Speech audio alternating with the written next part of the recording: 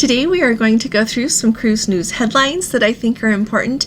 We are also going to talk about a lot of itinerary cancellations that we just received news on today. We're going to talk about how things are going right now today on the Discovery Princess and how everything is shaping up for the Eclipse cruise, which is going to sail the day after tomorrow. And then finally, I've got another segment for you in the series that I am doing about cruises that I think you should think twice about booking, and if you do book them, go in with your eyes wide open. So let's go ahead and get started.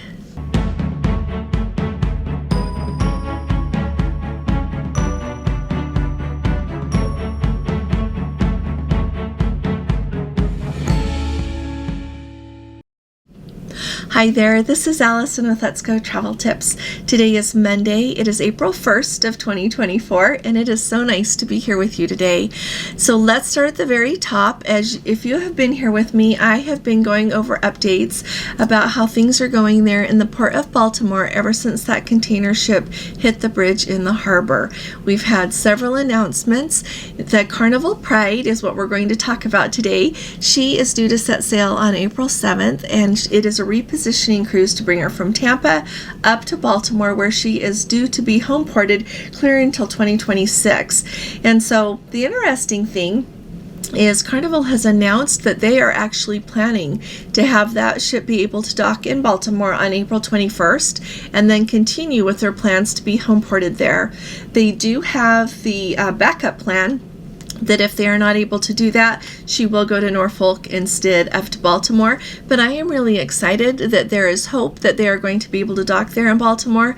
I think that is a glimmer of hope that things will get a little bit back to normal as they try to do everything that needs to be done there. As I've mentioned before, Baltimore is a huge commercial shipping port here in the United States, so there are a lot of ramifications to do with that port being closed and not being able to have ships come and go as scheduled. So it'll be really exciting to keep our eye on the Carnival Pride and see if she is able to actually dock there on April 21st. So I will keep you all up to date, and let me know if any of you happen to be booked on the Carnival Pride, whether it's on this sailing or another sailing out of Baltimore. Now, the next update I've just got for you is kind of a quick one. I saw at the end of last week that there was an announcement that there's a riverboat, a Bulgarian riverboat, that banged into hit the wall there of the Danube River close to one of the Austrian ports. In the process of hitting that, they did sustain a little bit of damage, but they were able to carry on and keep sailing that riverboat. But 11 people sustained injuries that required them to go to the hospital, and 6 more sustained injuries that did not require hospitalization. So the reason that I wanted to go over this headline is that I'm seeing it in a lot more news outlets now, and I just wanted to let you know that this does not happen really often. I know that we are all concerned and would really like this to never happen, but when you go on your very first river cruise, as I noticed when we went last year, there are so many river boats. There are a lot of river boats that sail. You will see some on the river while you're on the river, but also when you come in and you're ready to dock, they can be several boats deep lined up there at the dock, and then not just one row, but up and down the banks there, wherever it is there a place that the river boats will dock. So there are a lot of river boats. They sail all the time. Clearly a lot more of them sail in the summertime. They start very early spring, and they usually go through that Christmas market season. But there are a lot of river boats out there. So as you see this headline, realize that this is not a common occurrence. And it sounds like everyone who is hospitalized, from the reports that I have read, none of these were life-threatening injuries, and so hopefully everyone will be okay. And like I said, they were able to continue sailing that ship. Now, this is big news here, actually, and it's really interesting. Norwegian has announced that they are canceling several cruises in 2025. So let me tell you what those cancellations are and some things to think about. First of all, these sailings really cover quite a wide variety of places around the world. The cancellation include cruises in both the Western and Eastern Mediterranean, the Caribbean, the Adriatic, the Middle East, the Red Sea, Asia, and Northern Europe. So it's pretty much a lot of the places where cruise ships sail these days. And as you think about that, clearly some of these are sailings that are being impacted by geopolitical issues, as they call it. So that they are not able to call in the ports. The Norwegian Viva was supposed to set sail from Haifa, Israel on September 29th of 2025. The reason that I point that out is we have a group cruise on the Celebrity Silhouette. It's 10 days. It's sailing on October 11th of this year, but that cruise was due to go to Israel for 3 days and to Egypt for 2 days. And they've changed the itinerary, but we're still going. We're still going to have a wonderful time. But as you think about it, there's a lot of uncertainty as to when and if the whole thing about cruises being able to return to go to Israel again, sail from Israel, as well as visit Israel there. And the reason that I'm talking about this very specific cruise is because there is also a cruise on Princess that goes in May of 2025 that is due to go to Israel for a couple of days. I have been keeping my eye on it, and with this cancellation of the Norwegian Viva, I am still just going to keep my eye on that cruise. I've been thinking about making it a group cruise, but if things don't rapidly change, they are not going to be able to go there. And I know that we've got a lot can happen between now and next May, but clearly Norwegian wasn't very confident about the chance that they were going to be able to go there more than a year from now. So let me know what you think about that in the comments. But the other cruises that were canceled, I just want to zip through these because it's on a lot of ships. So the Norwegian Epic, November 1st of 2025 and November 11th of 2025. We've got the Jade for 4 sailings, February through March of 2025. The Norwegian Pearl, October 15th of 2025. The Norwegian Sky has several sailings in April and May and the beginning of June of 2025. The Norwegian Spirit, January of 2025. The Norwegian Star in May and the beginning of June of 2025, and then finally the Norwegian Viva, and I looked up and indeed those are those cruises. So we've got May and September of 2025 that they are not going to be able to do those cruises that go to Israel. So we will keep an eye on that one on Princess and decide what to do when it gets a little bit closer. I am intentionally leaving that window of time open. In a perfect world, I would really like to do a cruise that sails from Israel, because then we could fly there, do a land tour, see everything, and then embark on a cruise from there. But we'll just have to see how everything goes. Now, another quick update for you all. The Discovery Princess, how fun is that? We are really excited. So the Discovery Princess is currently sailing. She departed yesterday just on a short cruise from May 31st until April 3rd there, and so we've got Let's Go family members who are on board, so I really appreciate the update. Right now there are 4,300 guests on board, and I let you know that last week the Discovery Princess crew members were letting Let's Go family members know that there were going to be 700 children on board, which fits perfectly around the Easter holiday and family time. So clearly that's where we get them. If those all the cabins are full at double occupancy, there would be 3,660 guests.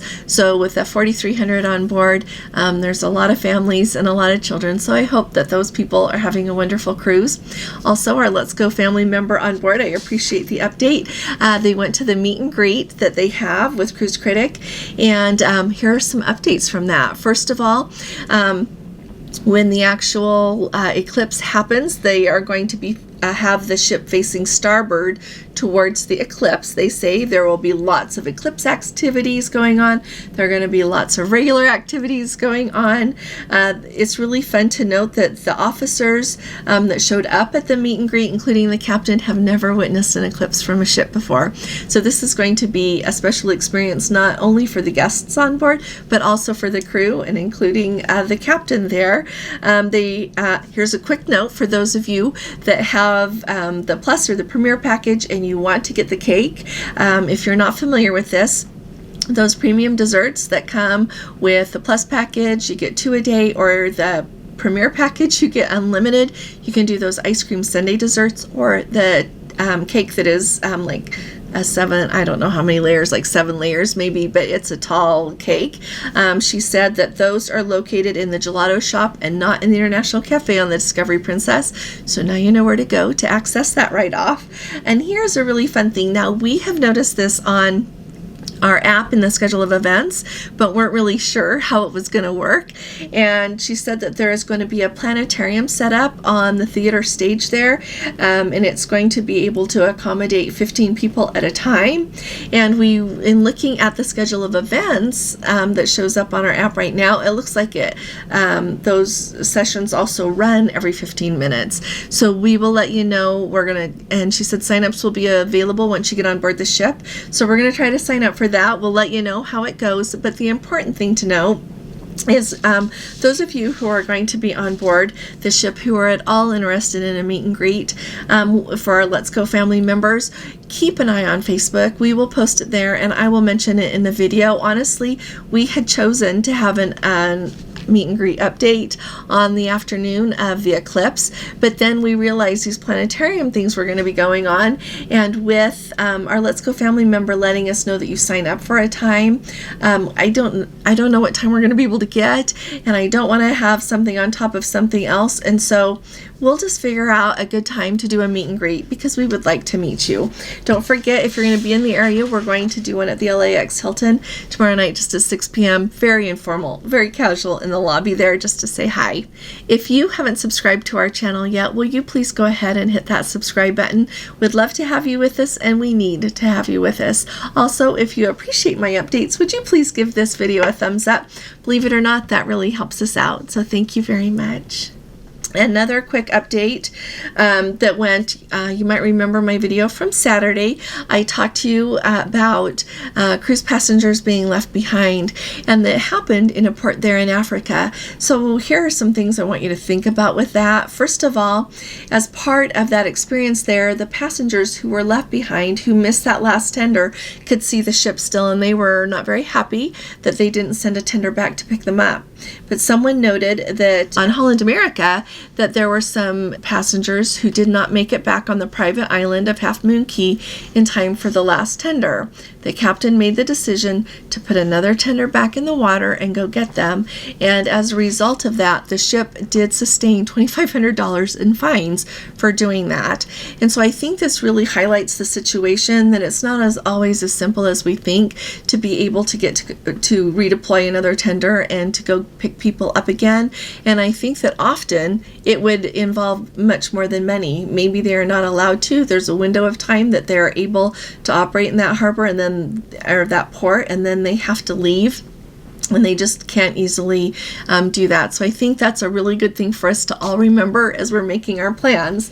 Now, the other thing that goes with this, and sometimes I really need to get better at putting a lot of my thoughts into words. We have a Let's Go family member who had booked that cruise, that those people unfortunately missed the last tender there in Africa on that island. Now, the interesting thing to me, and this really highlights the research that we need to do not only before we book a cruise, but even after we book a cruise, because they booked this cruise and then they realized as they looked at it that there were really not any Norwegian excursions in a lot of the ports. And so if you were really going to go see anything, you would have to book an excursion with a third-party provider. And that's truly how people got in the position that they didn't make it back to the tender in time to take the last tender. So here are some things that I want you to keep in mind. When on the major cruise lines websites, and even the others, you can see a lot of the ports that they visit before you go. And on several of the websites, you can see a lot of the excursions that they offer in these different ports. But you don't really know what excursions are going to be offered in your ports of call for your actual sailing, usually until you book your cruise. So once you book your cruise, I think it is really important. Even if you book a cruise that is a long time coming, you've got, a year or two until you're going to be going on that. Look at the excursions right away and see what is offered. Not only is what you want to do in those places offered, but are there really excursions offered by the cruise line? Because if there are not, then that would make us want to do more research to decide if that is the kind of location that would work well for us to consider wanting to do a third-party excursion. And as you do that, the Let's Go family member that had this cruise booked, they canceled because she realized that she didn't want to do a third-party excursion in Africa and risk being left behind. And so I know that this is really hard, and I am not picking it all on the people who got left behind. My thoughts and my prayers are with them, actually, because I would hate to be in that situation.